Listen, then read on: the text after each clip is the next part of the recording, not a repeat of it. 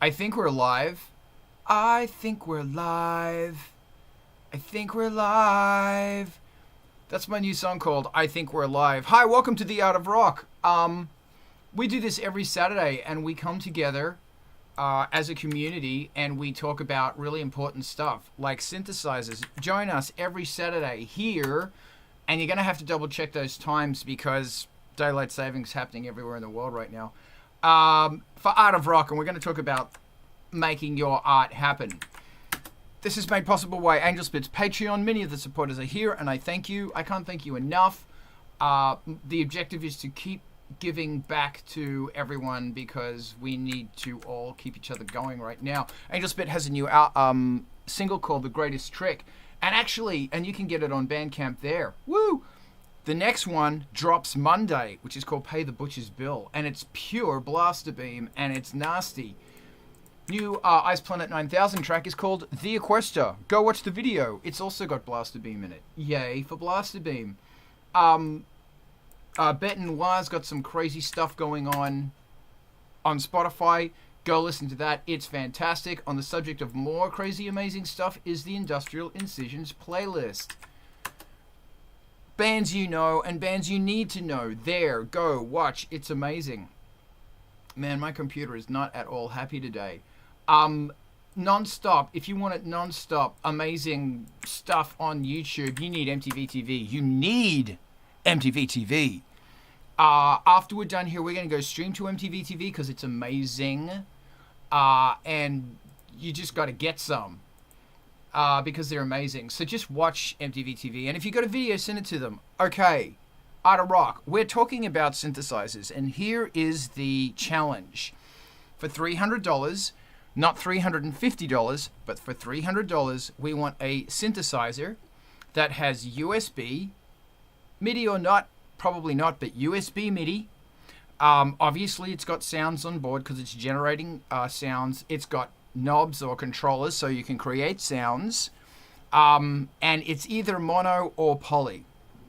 It doesn't have to be brand spanking new. So we're going to be talking about a budget synth. And what was the Ivan? Didn't you guys come up with a possibility here? Yeah, kind of two of them actually. There'd be the back to it. Yeah, okay. The Novation Mini Nova, which those are still being made new, so it's not too generationally old. It does have USB out. It is actually a synth with a synth engine. It actually has keys, and actual like physical controls on top. And you can get them on Reverb for like $275. Apparently, Guitar Center a little cheaper. Other option would be again looking at Reverb, because to get in this price range, you're gonna have to look at Reverb. The Arturia Mini Brute 25 key, and there's one on Reverb for $250. Okay. Yeah. That's actually what I was just looking at too. I'm looking on Guitar Center because I knew you were looking on Reverb, and I've got both apps on my phone. So, and they've got them for $199.99 used, and that's kind of amazing considering the connectivity and patch bay on it. And it sounds good. Like the Mini Brute is a totally acceptable, good sounding. Is that mono or is that poly? I'm pretty sure it's a mono. Let me double check that. It's a mono. Yeah. Yeah, but I mean that's a really good baseline maker and a really good arp mono. You're in good shape. Okay, Mark says, use Microfreaks, go for under $300. Welcome, Mark.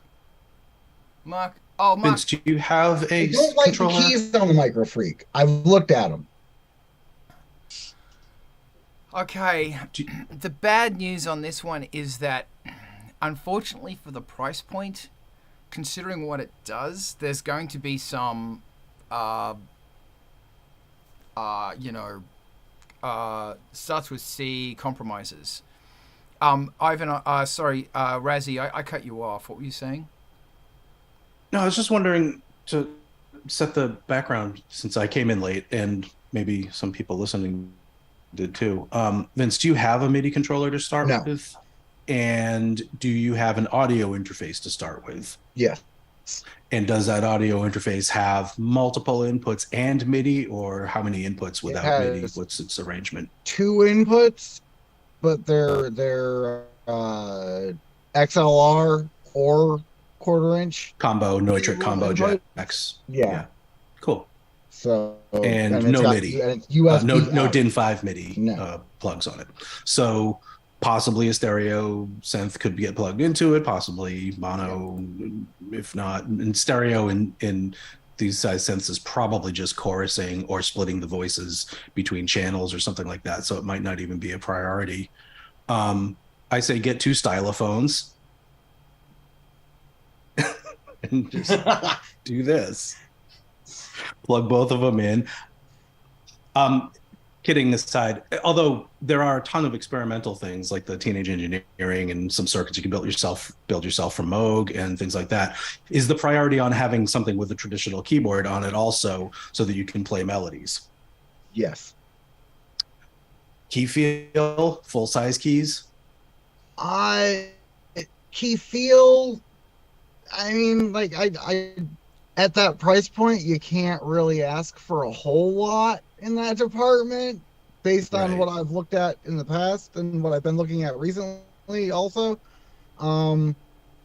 Semi-weighted would be great, but it's not necessary. Like a standard synth action key is fine, and smaller keys don't bother me either. Like I've got 2 keyboards for the computer here, and like I've got standard full-size keys, and then I've got another set of micro keys, so I'm comfortable with either, but semi-weighted would be good, but again, not a deal breaker either, because it's a matter of, do I have and the money? I'm not asking because I have a direction or suggestion. I'm not asking because I have a suggestion to get to here. I'm just asking to get the background. So it sounds like the ideal situation, which I think you've all arrived at, is you've got your controllers, you've got a 61 key probably, so you have something you can put both hands on. You have something that you also want to be able to play without plugging it into anything. Maybe it's got a headphone jack, but be able to plug in via USB to get it MIDI controlled might be a good option, so that your MIDI controller will work with it, and audio out obviously, so you can get it into your rig. $300, mono or poly, that's wide open. It's an interesting space. There's a ton of stuff. I mean, I'm just scrolling. I haven't looked into this since forever, if ever. And yeah, Arturia, Roland, Korg, Moog, everybody's got different things on offer. So I'm gonna shut up and listen to what you guys did all come up with. Fascinating. This is really interesting. Firstly, Mark, you're in the chat. Mark, here's Alex. The URL for the Zoom is on the Patreon. Jump in. Alex, welcome.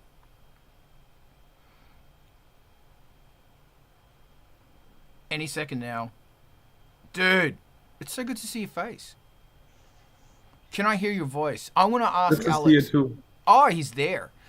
Yeah. I would like to ask Alex, because I really appreciate your opinion. So, Alex, what we're doing is we're looking for a synthesizer. $300 US. It's got to have a keyboard. It's got to be USB. It's got to be able to make and create sounds, so knobs are good.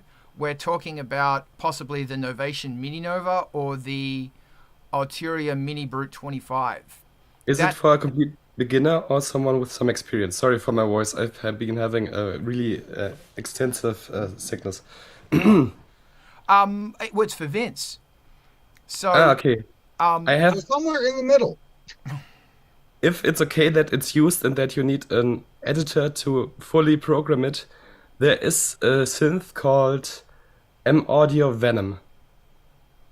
And they discontinued it very soon. Its DSP is a bit underpowered, but it's supposed to sound relatively amazing if you like a bit of aggressive sound. It's like, I think used it's like $200 or something. It's like a secret tip for synth, and it's polyphonic. I've heard people talk. Adam, welcome. I can see you in the chat. I've heard about the Venom. So, does it come with a keyboard? Yes. Okay. Ivan, you're probably looking at that, and Razzie, you're looking at a Venom right now. Yep, 49 keys, analog, $251. Okay. Yeah, man, I've heard people talk of AJ. God, I wish AJ was on this. My mate in Chicago, that's Chicago for those in the know. AJ is the all-knowing synth guy. Yeah, and it's got USB and mini DIN or DIN like MIDI, and plenty of audio in and out. And how many audio in and out? And it's got a keyboard. And it's got 49 key. Dude, so Vince, how do you? Yeah. But it has no knobs, right? Some. No, it's got some knobs on it. It's like some macro controls. You can control the filter, but you can't program everything. I think you can't. Alex, your voice is so sexy right now. It's killing me. Vince, what were you saying?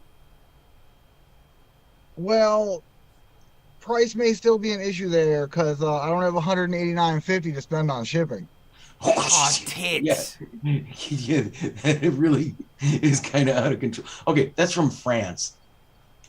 Yeah, but there's only even 2 listed. And one's local pickup only. And I'm not there, so. Where is it? Warwick, Rhode Island. Well, that's actually not that far. You're close to Rhode Island. All right. Yeah, At that price, I could probably drive there to get it. Damn. And you could do a road trip as well. It comes down to whether or not it's available by the time I get my money, though. Okay. Yeah, I've heard people talk about the Venom. Thank you, Alex. That's really appreciated.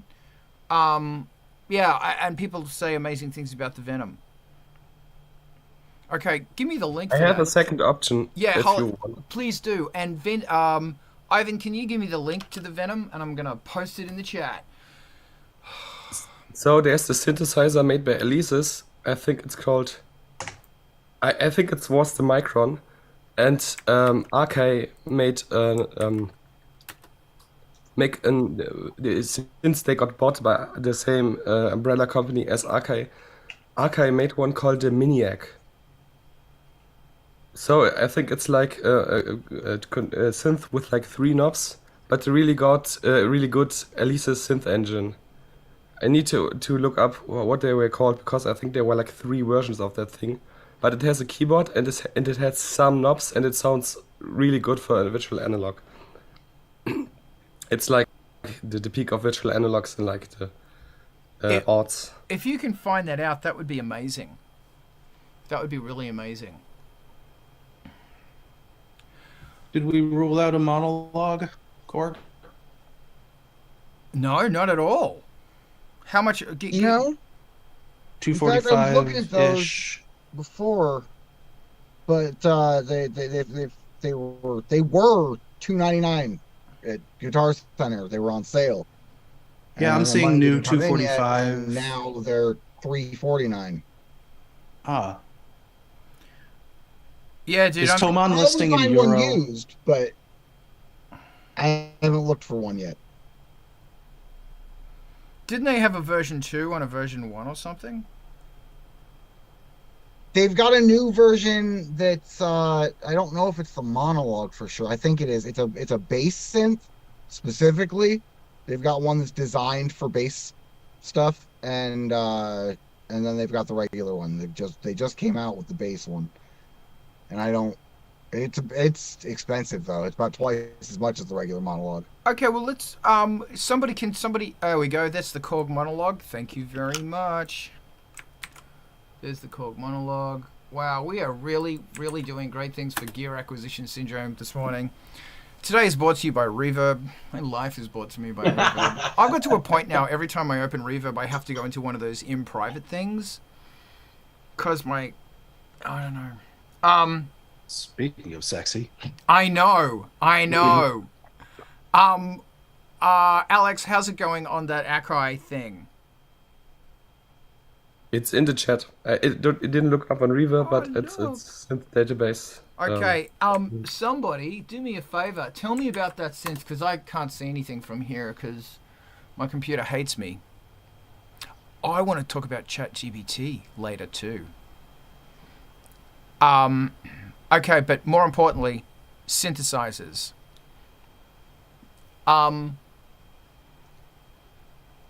So somebody tell me about that Akai. So it got 3 knobs and a synth engine derived from the Ion from Elysis. And yeah, it's like one of those things where you have like not much control, but a very powerful engine, and it has like 8 voices. If you want something polyphonic, and you get a good deal for these ones, I think they're a good option. Yeah, but you have to look out. I think the previous version, the Elysis Miniac, looks great, but the knobs sometimes get faulty, so it's good if you are able to solder and something. But I think the Akai version is a bit more sturdy, and it has a vocoder. Holy crap! Dude, you are the knowledgeable one. With a very sexy voice. Well, I think like for you it's like the 80s, the time where you like got into synthesizers and so on, and for me it was the 2000s. So that's like the time where I'm like reading all the prospects from the music houses and music gear sellers. Okay, life advice: collect magazines now. That these things that give you synthesizing excitement, collect magazines. I saw a hand. Because, and if you collect them that are like 5 years old, they've got no value. But hold on to them. Hold on to them, because in 10 years' time, when you're in a rut and going, I've totally lost focus of who I was, go through those magazines and they'll make your brain just come alive again. You're welcome.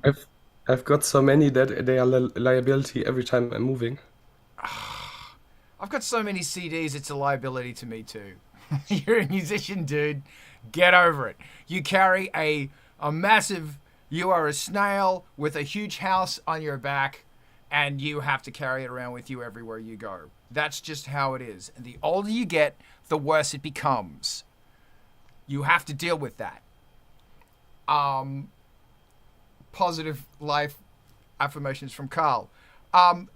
So does anybody else want to throw another amazing synthesizer into the mix? I just wanted to say that if we are going mono, then of course there are more possibilities. But I was thinking about polyphonic, because I think if you just got one synth, it's better to have something polyphonic, because there's like a bigger range, unless you want a multi-track. Okay.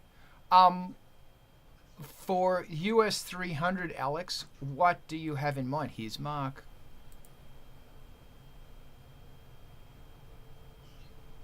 Well, you're not going to like it, but also bear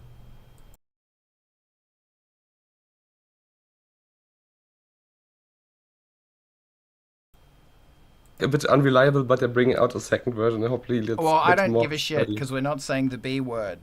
So any other... I mean, Mark, welcome.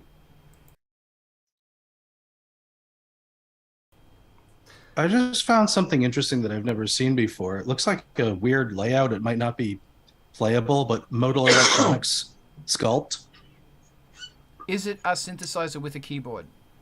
Yeah, it fits that. But the keys are those like membrane touch keys. They're not keys. But does that afford you like the Buchla style glide key, or is it just shitty? And can you put it in the link? Yeah. It's, I don't know. I'd say it reminds me of like the keys on one of those like little kids roll-up keyboards that you'd like roll out on the floor. You know, it reminds me that kind of texture of a synthy, like an incredibly expensive, beautiful synthy. That's what they remind me of. But no, fair enough, man. If you don't want to use one, that's fine. I can't stand using my iPad for synthesizers. It sucks bollocks. Yeah, Excellent. I want something to move under my fingers when I press the thing. Yeah. You know, like Yeah, that sounded really sexual.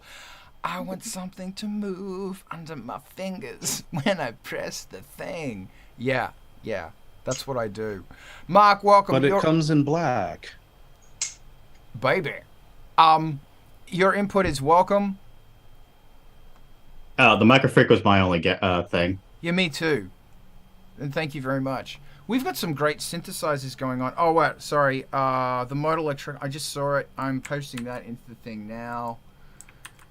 And I put the Akai in there. Okay, you guys are amazing, and I'm going to bottle your blood. Alex, I see your hand. Go. So I think for that idea might be to watch. I mean, if you have time to watch YouTube, there's this YouTube channel called Audio Pills, which make a series called Bad Gear, and some of the stuff in there it's like really interesting. So if something there looks interesting to you, it might be a good idea to check it out, because the stuff he featured usually has some flaws, but in return, the used prices aren't that expensive. Yeah, but as soon as he says them, they go up in price. Yeah, that's true, but I think it's like shortly after the new video comes out. So I think if you wait a bit or watch an episode that's 1 year old, the price is probably gone to normal. Because everyone sold it again because it wasn't like the greatest thing ever. Ivan, what you got? Thank you, Alex. Bad Gear is definitely worth keeping an eye on, because I have bought stuff based on episodes of Bad Gear. That's not behind me anymore. It's over there. Yeah, no, I bought a number of things based on episodes of Bad Gear, and I've always been happy with it. Awesome. Thanks, man. Alex. So another thing I thought would be interesting is to just look for a really old home keyboard that someone wants to throw away, which has a line out, and just send it through guitar pedals if you already have them.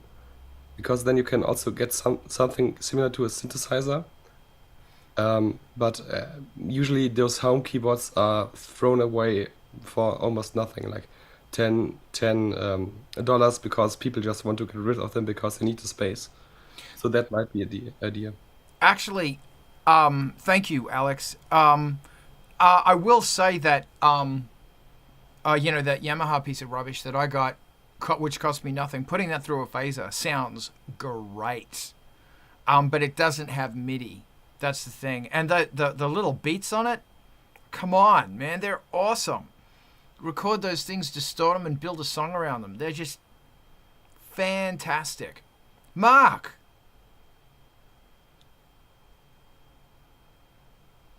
Just to make sure, it absolutely has to have a keyboard, right? Yes. Okay. Yes. All right, sorry, no. Can't help you then. All right, that's Bad Gear. Do we want to keep exploring on this one, or do we want to change gears and talk about something else? Because I got something I want to talk about. Actually, I got two things I want to talk about. I'll be quick. Rezi, I see your hand. So did you want to talk about the current thing, or did you want to change topics? I did want to keep on it just for like one more pass of course. What is the reason for external synth versus just using a VST or a free or built-in or something like that? Like, just what prompted it? I've been using VSTs and software synthesizers for 8 years, and it just kind of feels like I need to do something else. I need a change of venue, so to speak, in my creative process. I've got guitars, I've got keyboards. I don't have a keyboard that I can use without hooking it to the machine. I need something I can have on its own and generate its own thing and then build around that. So I've got a new way to arrange my creative process. Cool. So the instrument tells you what it wants to do, and it is showing you its capabilities by its very virtue of its form factor, and it is a good instrument. Got it. That's brilliant. Cool. Thank you. Cool. Alex, what you got? If you're fine with not doing much sound design, I've got an Korg 0101W An O1W. Which is like Oh my god, they're a fantastic. Rompler. And they're like really hard to program, and it's difficult. But if you're just playing the presets, it has a really nice keyboard. The build quality is great, and no one wants them because they're totally out of fashion. But I think it would be worth. Oh yeah. Sorry. It does have a keyboard.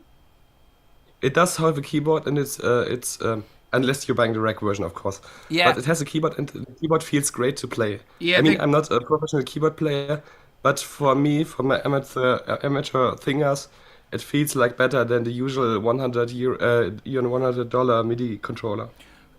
They're $550 on Reverb. That's the only drawback.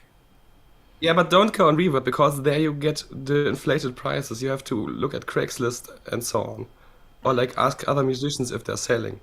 Because Reverb always is like at least 50% more expensive usually, in my experience. Actually, that's a really good piece of advice there, is we should really be looking at, you're in Philly, right, Vince? No, I'm in upstate New York. All right.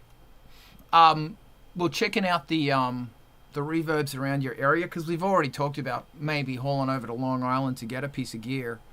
I think that's really great advice. Can I change subjects? I will gladly keep talking about this if we want. So I've started experimenting with Chat GBT. I'm saying that wrong, I don't care. For writing press releases. And it's amazing. It's really, really good, because I hate writing press releases. Also, look, I'll be really honest. I have trouble writing social media things that are engaging. And you can go to Chat GBT and you say, write an engaging social media post about, and then you can specify 140 characters and hashtags, and it'll give you the whole thing. And I was testing it out as far as writing press releases and all that stuff, and it's way, if my draft ones, it is way better than my draft ones. Obviously, I'm going to go in and tweak it and move it and change it and stuff like that, but it's like having this little robot that, because I hate doing admin, and admin is mission critical for music. You've got to do it. So it started. It's becoming a really good tool for me. And this conversation is going to get dark. I just know it. Razzie, what you got? I think my favorite thing about it is that people with different learning and attention styles can really benefit from the way that it answers versus searches and other things.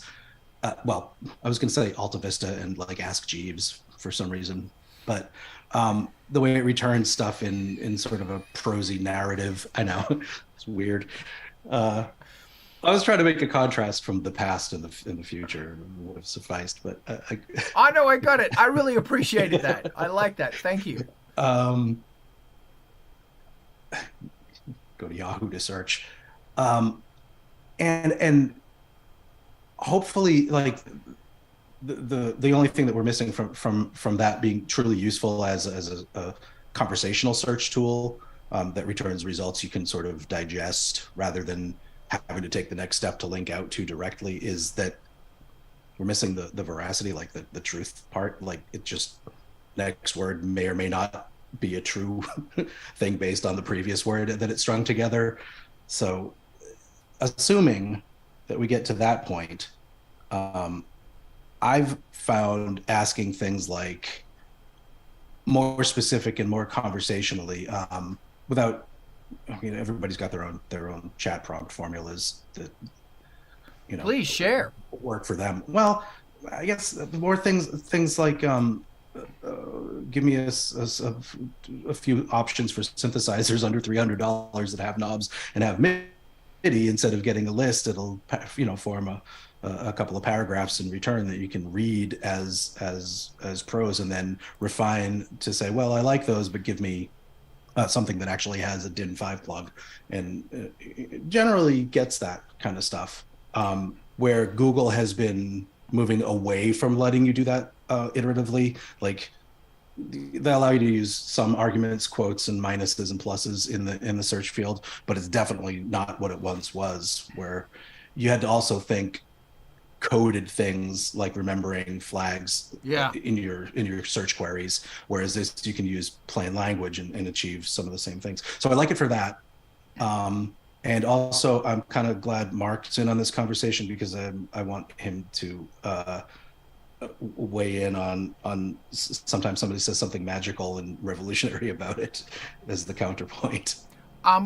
It's really interesting that does this have the possibility of toppling Google? Sure, it doesn't have... Okay, can somebody who's bored right now, can you do me a favor? I was about to pick out Ivan, but not Mark, because I want to hear what Mark's going to say next. Can you please type in, what is the best ARP 2500 clone? Ask the new Jeeves. See what I did there? Chat GBT. So are we including Bing's conversational language model? You know what? I haven't even got into that one yet.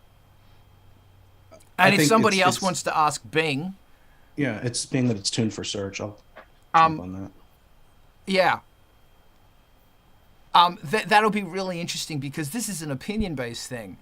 Mark, if you want to... Although, hold on. Just before I throw to you, Mark, because I know you want to say something. Ivan does have his hand up. Ivan, what you got? Oop. There we go. Between Microsoft with Chat GPT and Google with their tool, it was like 2 weeks ago.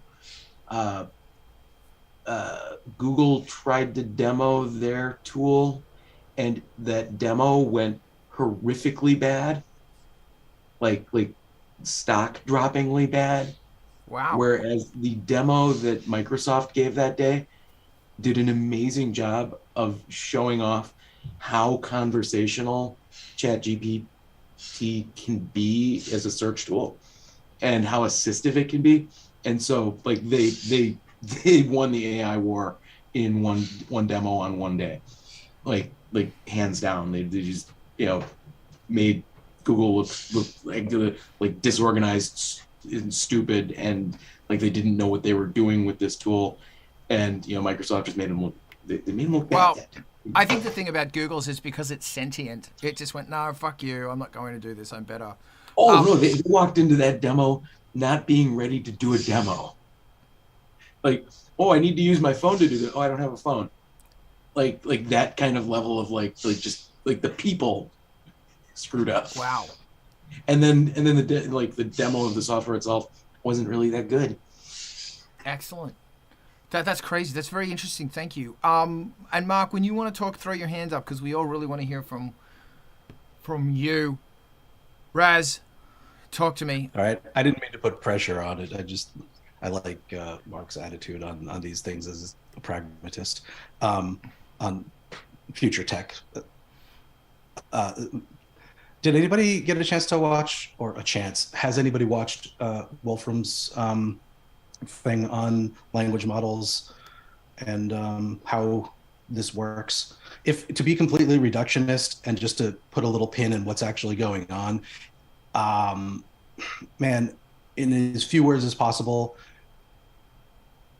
training models to return the most likely next word is what we're talking about. Like, the likelihood of the next word being is the likelihood of the next word being the, and building sentences out of that. So it's not necessarily an unuseful way of doing things, but it kind of demystifies the process of what's going on. Like, it relies on what we've all already talked about with each other to come up with answers, it being these agents that give verbose answers. It's kind of cool, and also mind-blowingly complex and iterative, but a lot less mysterious and surprising what the results look like when you take that into consideration, to me. Yeah. If you have any links or anything you want to throw in there, I'll put this stuff up, because this stuff's really interesting on many, many, many levels. Mark, be nice. You're muted. Of course, I'll be nice. All right. Yeah. So yeah, I've been messing around with language model based AIs for a while. I wasn't on the ground floor of it, but I got into AI Dungeon before it got super bad. That was a lot of fun. And I think the biggest difference I've seen between that and Chat GPT style stuff is that you basically couldn't ask any of the old language models about like historical things because basically they didn't have access to the internet. They were separate from it. But Chat GPT, at least as far as I've seen, because it can access the internet, it can give you fairly believable results that are like, oh wow, that is actually true. Like, I asked one of them, what's the best Fire Emblem game? Something that there is no reason that a language model would have an opinion on. And it actually gave me an opinion where, like, you know what? I could read that on the internet. I believe that. Thanks, man. Thank you very much. Ivan? Okay, back in like 2011, 2012, I worked for a startup that was using natural language models and natural language to it scraped Twitter and then would find when celebrities were making news, raise the score of how much news they were making, and and then generate the start for a news article, which would then go to the writers, and they would turn it into actual news, and then we would publish the news, so that we could be the first one to break the news, because that means a lot for advertising. And like I had the advantage of one of the guys that I was working with, straight off of like doing like high frequency trading with AI on Wall Street, and was the guy that wrote the O'Reilly AI book. And one of our consultants was like just like the natural language processing guy, people at that time. So it's more than just guessing what the next word is. There's a whole lot that goes. Even back then there was already like context that the deep learning understood. Meantime, if you ask Chat GPT what the best ARP 2500 clone is, hold on a minute. Hold on. Okay.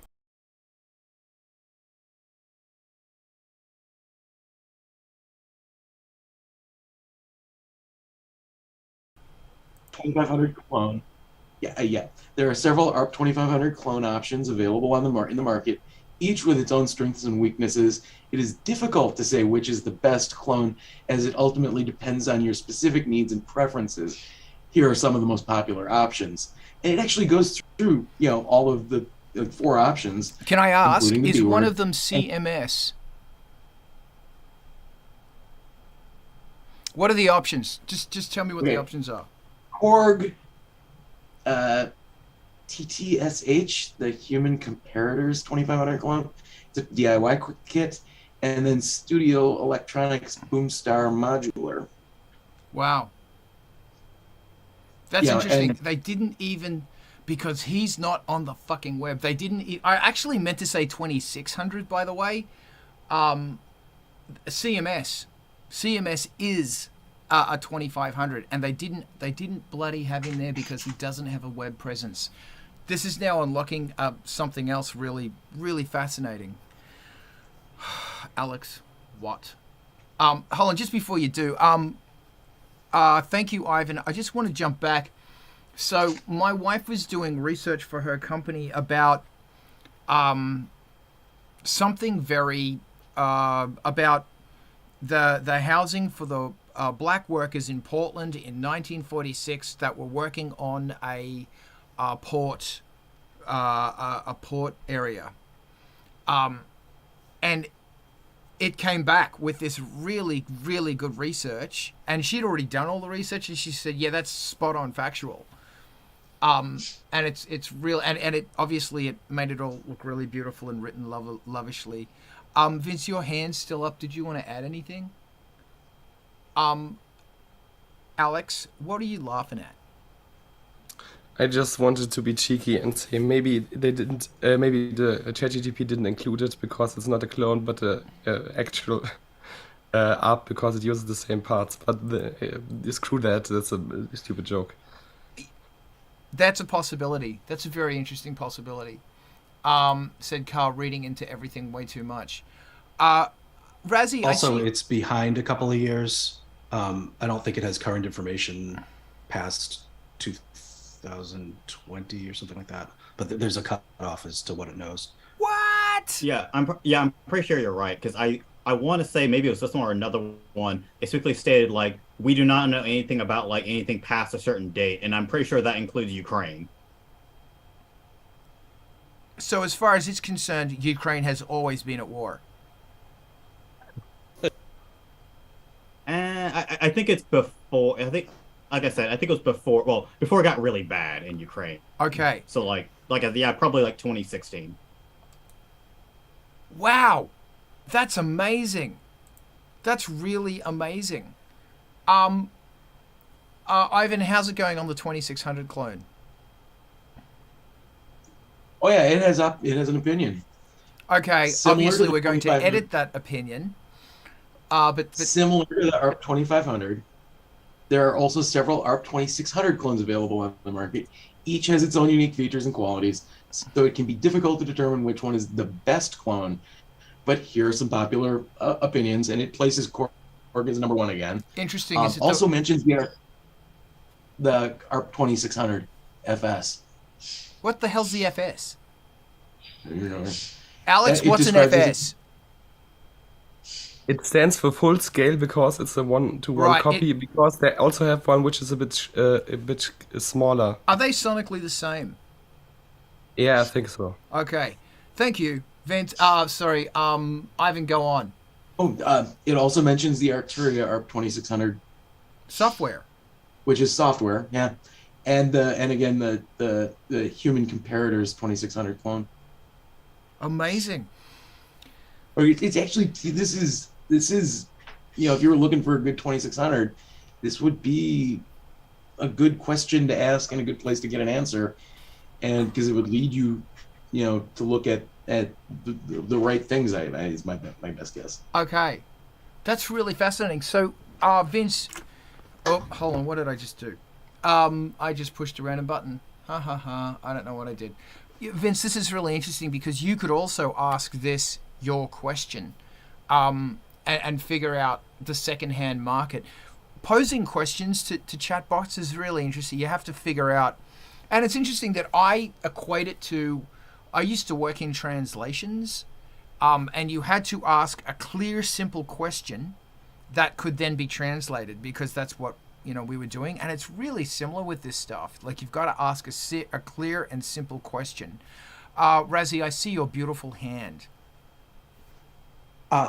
Just for comparison, I do get the same results from DuckDuckGo as I do from Chat GPT. I mean, it gives me the same content, but it's presented in such a different way, where there's some sort of collection of video links and product links and actual opinion piece links. The headlines end up telling me the same buzz names of TTSH and the Arturia virtual, but the presentation is so much different with a neat bulleted list from Chat GPT versus the scrolling links and options you get. So you have to do the next order thinking and sorting on your own to get the. I guess you kind of have to do that either way.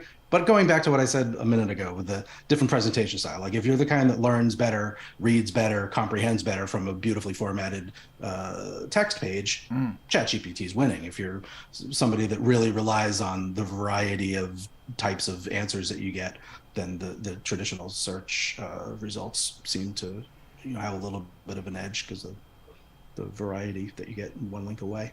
That's really cool. Thank you. Yes, hold on. Vince, we all have to embrace the robot.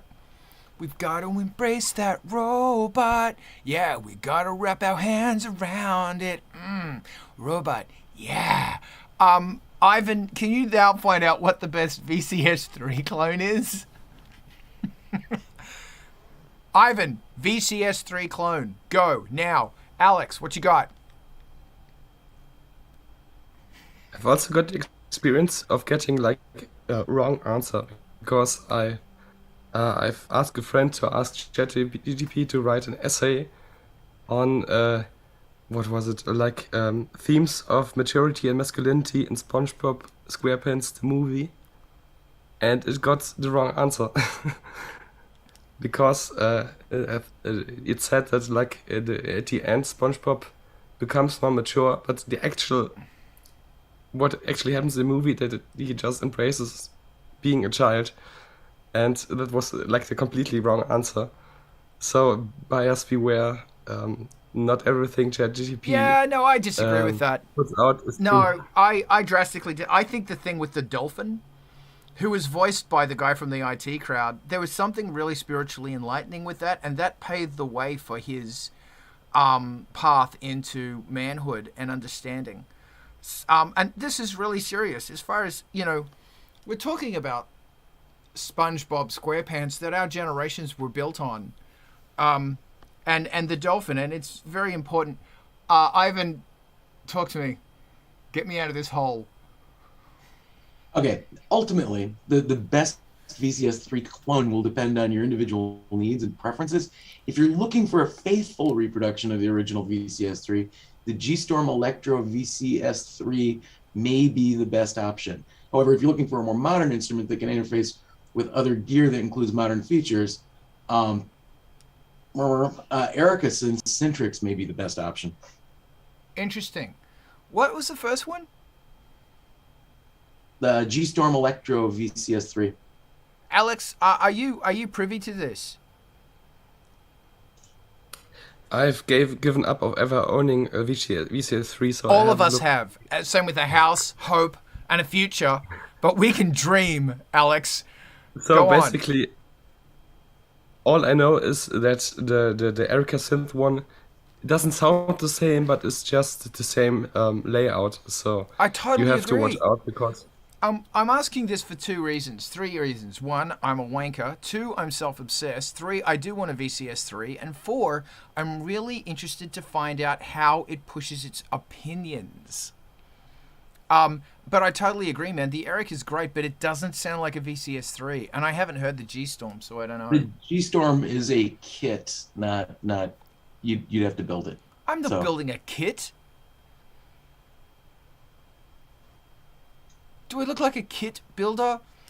And that's also something really interesting about the about the Korg, that I'm really like all about the 2600 Korg, but it's like, does it really sound like a 2600, Alex?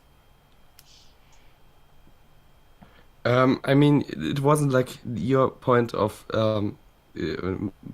talking too much about the VCS3, but I think what killed my gas for it totally is listening to someone who owns one talk about it, because he said like, I really love it, but it's such a pain in the ass to use, and I basically just use it for special effects because the oscillators never stay in tune. And also I used like a software emulation and always found that I was running out of VCAs and so on. So I think like it's a cool artifact of its time, but for me it just doesn't cut it. There are too many drawbacks in order to enjoy it. I mean, if it was the only synth I would own, I would make it work somehow, but I think if you're getting a synth like I think that's more a museum piece than actually music machine in the current time. You actually put a cap on that, took the words out of my mouth. Is the dream synths of some of our youths are now the museum pieces that have limited utility to a real world practitioner. Yeah. But it's true. Yeah, I absolutely agree. And we're just going to talk about the VCS3 for a second. Well, we are.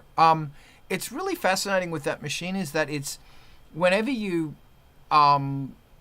there's no for all the cross modulating, unless you've got a specific special pin, which I don't think it had, although they had different resistors on some of the pins, and there were, but predominantly what you were plugging in was 100% of the signal. And the thing that blows my mind about a VCS3 is that the tone that you get out of that thing, yes, there isn't really much you can do. there's not a lot you can do with the thing except sound like Oxygen, Jean-Michel Jarre, which is a good thing. But it's just the sound of that synthesizer is like so good, really, really good. And I'm sure you'd probably get sick of it in like a day, but I don't know. I know bloody yeah. Anyway, whatever. Okay, what else is going on in Webland right now? What do we want to talk about, Alex? Yeah, anything? Maybe some more VCS3. I think your favorite Doppler filter is more based on the VCS3 filter, but sounds different because it's tweaked different. But I think the circuitry is a bit similar. It's the, I think 103 or so. The 106. diode. You know me filter. well. Yeah. The diode filter. And it's funny because I also have the I just have a thing with VCS3s. I also have the or had the analog systems one. The English guy, but not the grumpy guy. The guy that Radiohead used to use. I get the two confused. And their VCS3, the 501E or something, it was great, but the Doppler was better. It was like really accurate, really, really, really beautiful filter.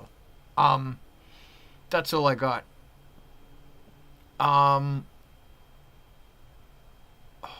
Okay.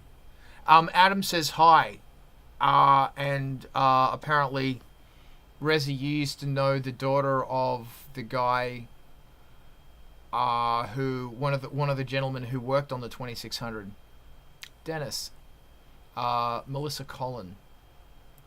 Dennis Collin? Hold on, Dennis Collin? Is that his name was Collin?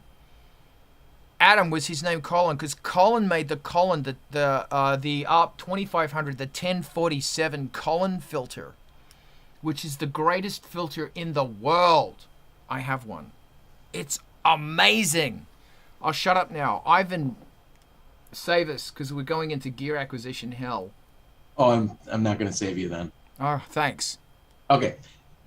Looking at the VCS, like the piece itself, it looks like a giant pain, especially with those little pins. Like everything about that just looks painful to use. Sorry, I'm gonna just be me on this one. Just a pain. But we like Eurorack, don't we?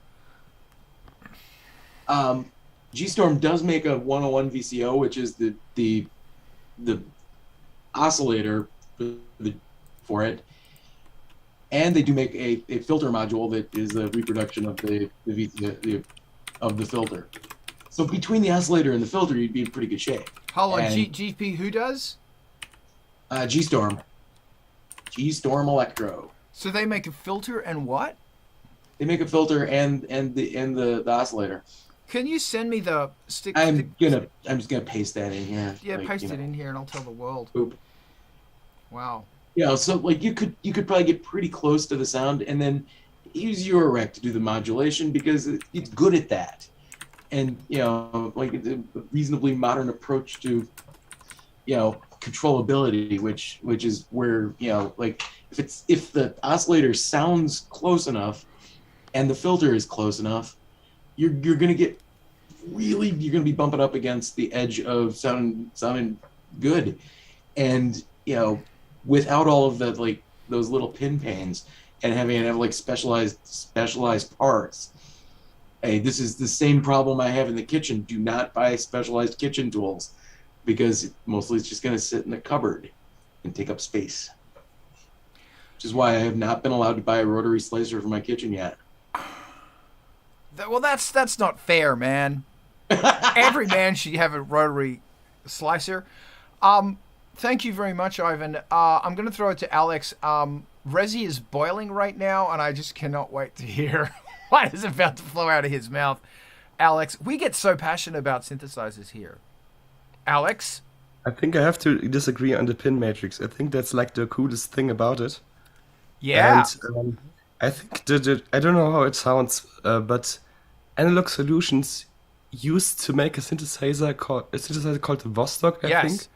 And it was like similar from the form factor to a Synthi. And and it has also like a pin matrix, and I've always thought it was really cool, but of course I couldn't afford it, and I think they're out of production now. But I think more synthesizers should have pin matrices or something similar, and maybe you can make it digital and have like maybe a matrix of VCAs, something like that. That would be really cool. Erica has one. And yeah, I hope. Go ahead. I hope that's like something in the future, and especially with VCAs, so you can control the amount of modulation. That would be my dream. Razzie, go. Ivan, the reason it has a pin matrix is because its limitations, because it's going to be a pain in the ass and quirky and weird to use. We don't need a synthesizer that does everything. We already have that in the back end of our DAW. If you want to go into Max for Live or the environment in Logic, you can do everything. We have that. What you want is sort of where we started this conversation with Vince, is an instrument that stands by itself and is playable and has an opinion and does things and guides you into what it likes to do and how it likes to behave. And in the, I suppose, spirit of like a Don Buchla instrument, it has a life and properties of its own that are discernible from approaching it, from looking at it, from touching it, from interacting with it. And I think this is one of the pinnacle of that sort of ethic, where I don't know if that we're intentional about the design in that way, but it certainly conveys it. I mean, you're gonna do certain things with a VCS3 with a Putney that you don't do with a Mini Moog, for sure. And I'm just like, I will say, like, once again, that's the really cool thing about the VCS3 and the Vostok. Why they copied a Vostok with a pin matrix when a Vostok filter sounds totally different. Like, totally different to a diode filter. I don't know why they did that. Maybe because it was kill. Erica also has a standalone thing where you can put like 16 ins, or is it 8 ins, 8 outs, and you can like press little buttons and it's like a massive mix matrix. I don't know a lot about that one, but yeah, this is what's really great about it, is that you don't have to be driving through multiples and all of that sort of stuff. And it, I don't know, it's just a different way of creating for me that I go, okay, I want to be inspired by it. And, you know, I'm trying to do that as well. I made a note to myself going, I want to create sounds as if they were done on a Buchla.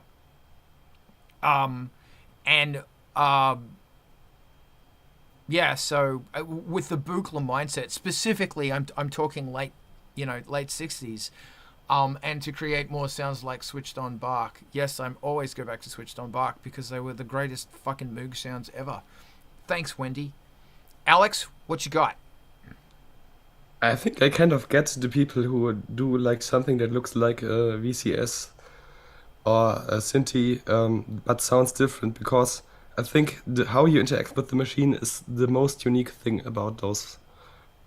And the unstable oscillators are one of the biggest drawbacks, I think. Because again, I like the person who had this, and I saw in his room said, like, I can't get this thing to play a melody proper because the oscillators just keep drifting away. It just doesn't work unless you're like really, really patient and really control your room. But I think I have a thing for a Buchla synthesizer, which is like relatively unknown. It's called the Buchla 700, and it's a Buchla FM synthesizer. I used a software version of it, and I'm in love. And I so wish I could lay my hands on it. Apparently these things tend to break down, but oh god, I wish I would have one. Thanks, man. Thanks so much. Rezi, hit me. I just wanted to touch on a lot of, we keep mentioning this pin matrix, and in case anybody hasn't let it settle in, you can have point A to point B patching that has a switch to do a few options. You can have point A to point B patching that has a cable with an output and an input, or you can just have a grid showing all of your sources and destinations and stick a pin in one of those target to destinations, source to destinations. It's basically the same thing except without the cables or switches.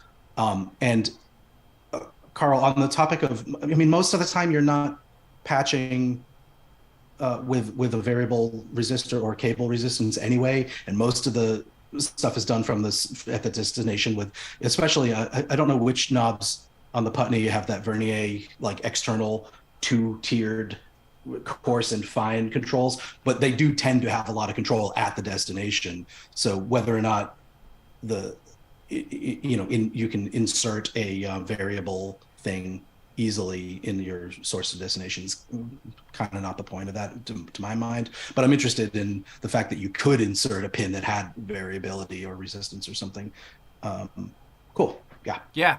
They have, I know that there were pins that were 25%, 50%, 75%, and 100%. Most of them were 100%. And some came out later that had a little tiny itty bitty knob on the top that was a little doobie doob on them. But my thing, like, what's really crazy is that, like, I had the opportunity once in my life to sit down at a beautiful, beautiful, beautiful, rare old synthesizer, and because of the way it was laid out different, and because butter, I created something totally different. And that was for me something that was a real takeaway, that because of the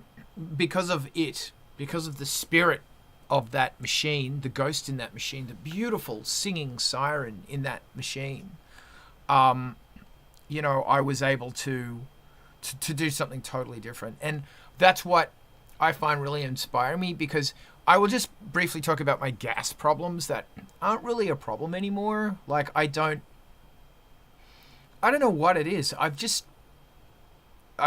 don't really want any more gear. I just want to create and I want to make. And if I'm getting bored with stuff, I'll just pull it out of the modular and move it around. Or I'll just pull it out altogether and stick it in a box, and a month later or 2 months later I'll put it back. I don't know. I'm just at this really interesting point where I'm so fixated on creating really trying to create really, really good music. I mean, maybe me getting into painting was me looking for something different in the process of making music anyway. Maybe it is at the end of the day gas. I don't know. But I do, like, seriously, I see it, for me, it is an addiction. And it's an addiction I'm getting control of, where it becomes a compulsion, but that gets into some really fantastic topics after I get that 2600. Alex? I think gas comes for me in waves, and I think something that helped me is realizing how good the stuff I already own actually is. Like hearing other people talk about it, or maybe using it after a long time, you think like, wow, I didn't give this synth enough credit. How much oomph it has, how cool it sounds. Maybe also the old patches I did are sometimes much better than I remember them being. So it can be like really overwhelming, or like not overwhelming, but like enchanting. And also, I watched. I really like this electronic duo called Autica, and one of them, they're like active since the 90s, and one of them did an AMA on Twitch during the pandemic times, and he talks like 4 hours and answers questions from the chat. And one of the most interesting things I thought is that he just said, no, I don't really care about hardware synthesizers, because there isn't one which actually does what I want to do. I just program everything myself in Max. And it's like really interesting hearing someone talk about just using the same software for like, I think 7 years now, and just doing their own thing. And like, I think the most important thing is that you find your voice, and it doesn't have to be. You don't have to use expensive gear. Like some of the greatest acts use not expensive gear and maybe out of date gear because they couldn't afford anything else. And their music was great. So yeah, I think you just have to learn that what actually matters and what makes you do what helps you make your music sound great.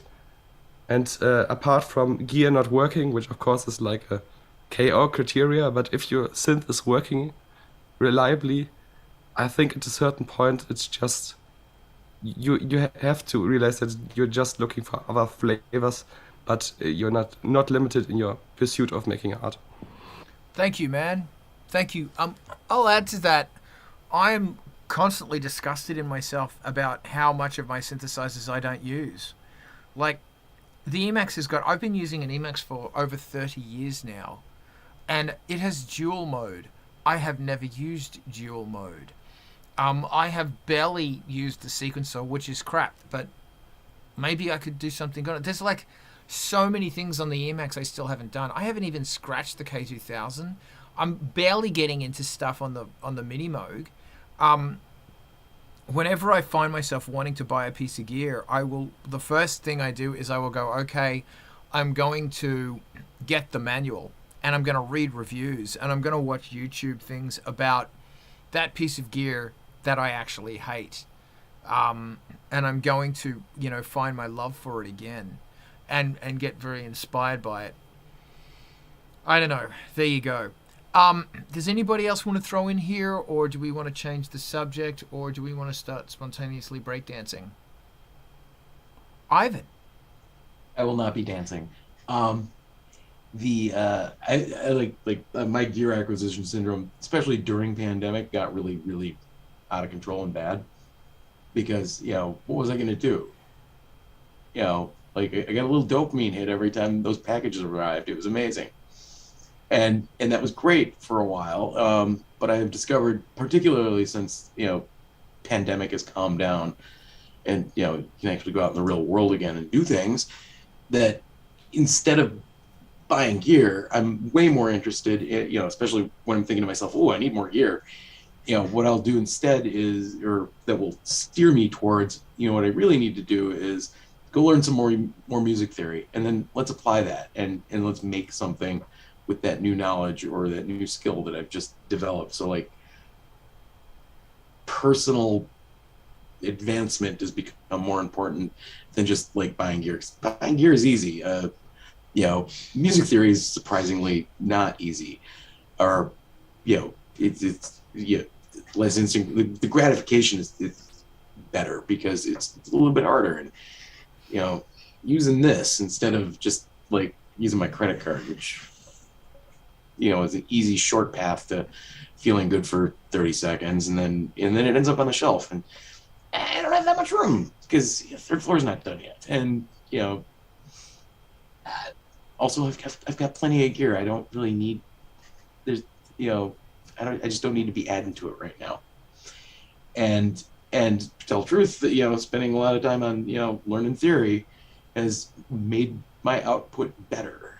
Because now I'm starting to have really good understandings of what I'm doing, and learning crazy modes on the keyboard. So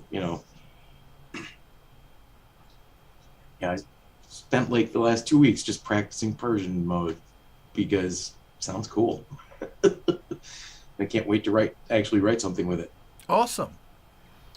Yeah, dude, all about it. That's brilliant. Alex, what you got? So in this AMA, which I talked about earlier, it also made me realize that I've been looking way too much for solutions elsewhere. And I think it's much more important to just try out things and see if they work, and if they're not working, to try something different.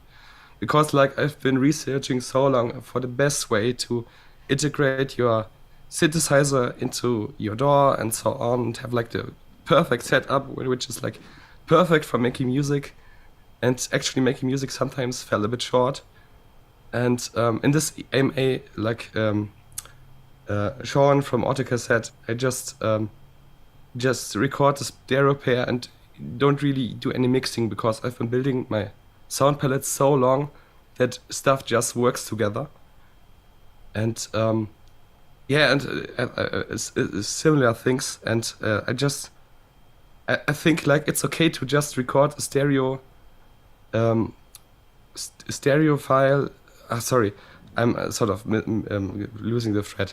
What I want to say, just if you have trouble integrating stuff, just try stuff out. Just either playing it in to the time and see if it works, and if it doesn't sync, you just try the simplest sync option and so on. like just try stuff and let your brain help you. It's not the best point, I'm sorry, but I hope the idea came across. Perfectly, man. Thank you so much. Yeah, that's great. All about it. Does anybody else have anything they want to add in? Anything inspiring? Anything amazing? A new topic? A new question? I see the hand of Razzie. Ivan just touched on some going back to theory, and I mentioned I think last week too that I was starting to look for some functional harmony lessons, getting back into refresher on that, and I did land on one. Hook theory obviously is the one that's been around forever that we kind of go to for chord progressions, and they have a bunch of training games, but they look like ass. They're so, I don't know who they were designing it for, but there's these like cloyingly like childlike note shapes and toy like things all over it, and it's just off-putting.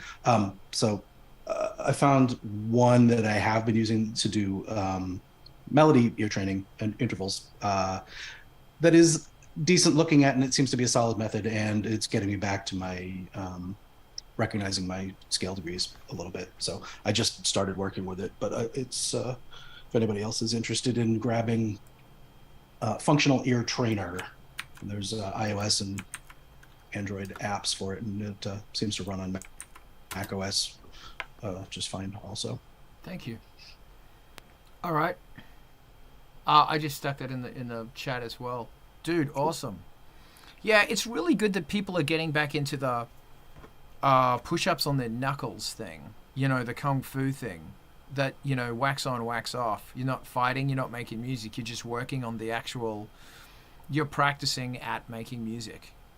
Yeah, you can never gets old with that shit. And then, if you're really bored and feeling crazy, research Debussy. Watch videos about Debussy. Fantastic in breaking rules and creating shapes and stuff. And you can do Debussy tricks kind of easily. Hey, look, I've got a keyboard here. Give me a second. I want to play you a Debussy trick with my extremely expensive keyboard.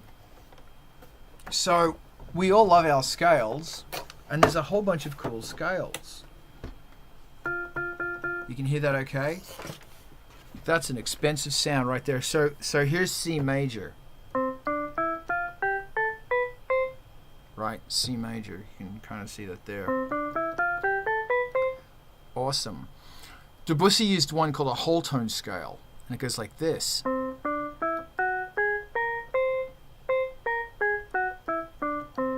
So you might actually recognize that from a Kraftwerk song.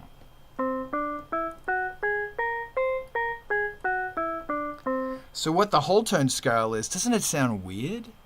What a whole tone scale is, it's going from tone to tone to tone, tone, tone, tone, tone. So that's C, D, E, F sharp, G sharp, A sharp, C. And what's really cool about a whole tone scale is there's all of these really weird intervals.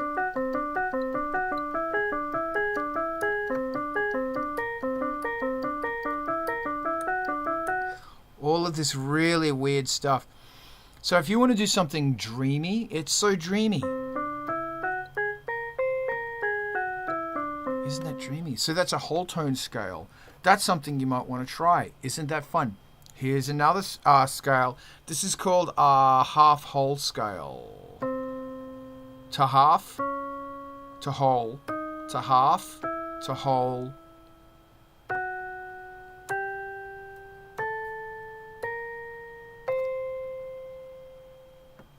So this scale here's got a whole bunch of really interesting things. So it goes, we're going to go a half step, which is a semitone, then a tone, semitone, tone, semitone, tone, semitone, tone.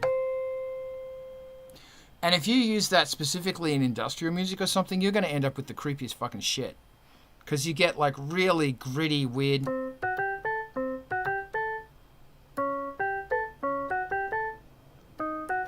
really interesting, weird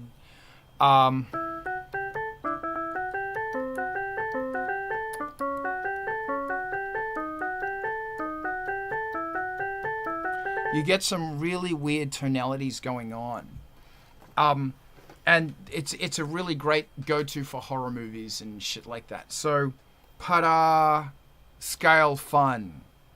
And there's a whole bunch of different weird scales, like tone and a half scales. This is my favorite scale in the world.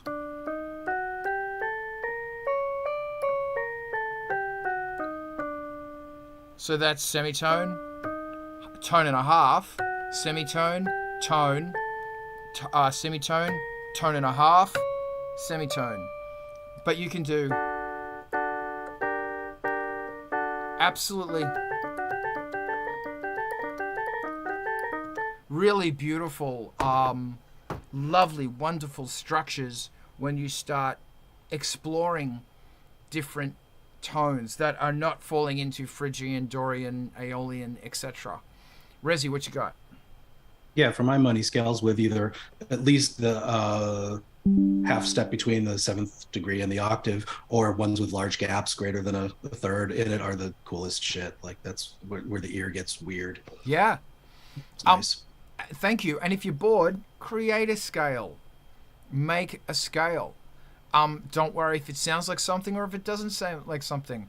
And then, like you might say, okay, we're going to do semitone, tone and a half,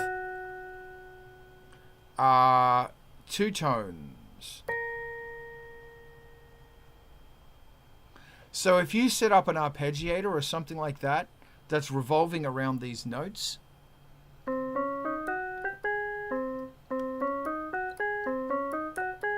or something,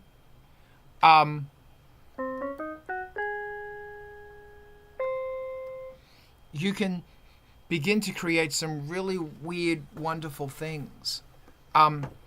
And you create moods and reactions to music that aren't normally there. And that's where shit gets so interesting. That's why I love the whole tone scale, which also Stevie Wonder used. I'm going to try and remember what song. It'll come to me. Does anybody else have a question or anything like that? Or a comment or a statement? Or should we raid to MTV TV? Maybe we should raid to MTV TV. Unless anybody wants to talk about synthesizers.